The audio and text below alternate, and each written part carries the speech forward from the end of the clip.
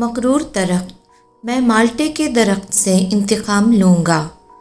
ایک خوبصورت باغ تھا جہاں بے شمار درخت لگے ہوئے تھے۔ ان میں سب سے بڑا مالٹے کا درخت تھا۔ ایک دن تمام درختوں نے فیصلہ کیا کہ باغ کے بادشاہ کا انتخاب کیا جائے۔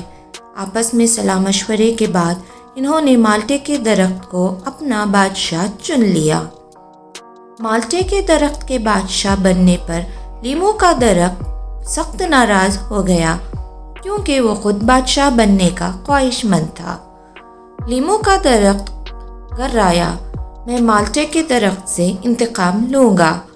آخر لیمو کے درخت نے اپنے جڑوں کو لمبا کرنا شروع کر دیا۔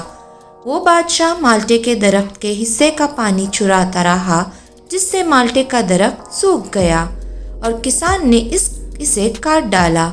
مالٹے کے درخت کے کٹ جانے پر تمام درخت بڑے غمگین ہوئے۔ انہوں نے مجبوراً لیمو کے درخت کو اپنا نیا بادشاہ مان لیا۔ لیمو کے درخت نے اپنی بری عادت جاری رکھی۔ وہ دوسرے درختوں کے حصے کا پانی چراتا رہا جس سے اس کی شاخیں بڑی ہوتی گئی اور اس کی لکڑی مضبوط ہو گئی، جبکہ دوسرے درخت روز بروز کمزور ہوتے چلے گئے۔ ایک دن باغ کے مالک نے دیکھا کہ لیمو کا درخت دوسرے درختوں کی نسبت کئی گنا اونچا اور پھیل چکا ہے۔ اسے جب اس کی وجہ معلوم ہوئی تو اس نے تھوڑی دیر سوچا کہ اسے کیا کرنا چاہیے۔ اچانک اسے یاد آیا کہ اس کی بیوی نے اس سے مضبوط لکڑی کی ایک میز بنوانے کی خواہش کی تھی، لہٰذا کسان نے اپنا کلہاڑا اٹھایا اور لیمو کا درخت کاٹ ڈالا۔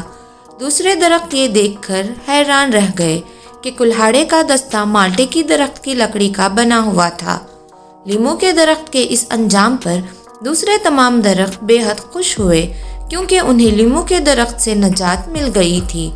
تمام درختوں نے عہد کیا کہ ان میں سے ہر ایک اپنے دوسرے ساتھی کا خیال رکھے گا اور دوسرے کے حصے کا پانی نہیں پیے گا۔